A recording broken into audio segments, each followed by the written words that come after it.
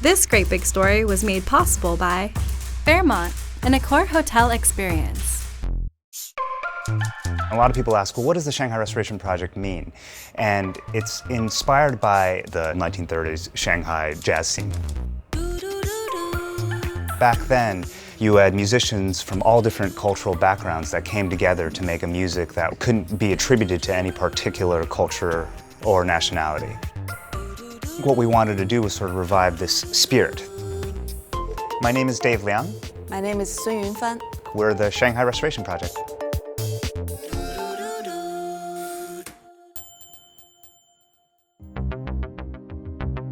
The Shanghai Restoration Project has been around since 2005. We started performing as a duo, I think the first time in 2016. We've released maybe 14, 15 albums. These are some of the artworks that I've done for our album covers. We've played at the Rio Cinema in London, the Concrete and Grass Festival in Shanghai, played the Great Wall of China.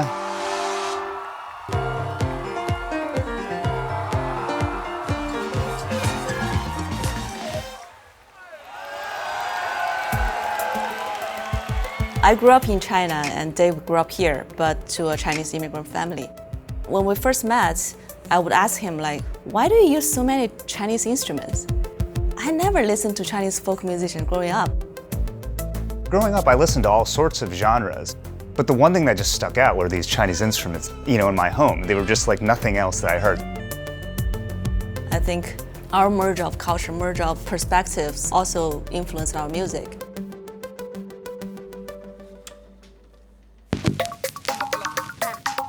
What you'll hear in our music are harmonic, rhythmical, and melodic influences from all over the world. You'll hear sounds from China, you'll hear sounds from Brazil, influences from Senegal or Ethiopia or France or Portugal. The process of creating a new song is always different.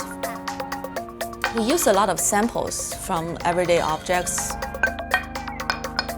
We tend to go to a lot of random places for touring or for travel, and every place has a very unique sound.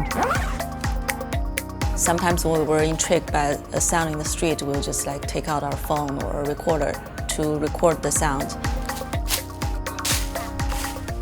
We were in London at the Tate Museum. Yunfan had bought a poster, and she just started hitting it against her leg. And here it is in this song, Library Break-In. I think a lot of these unique sounds generally will make their way into our music.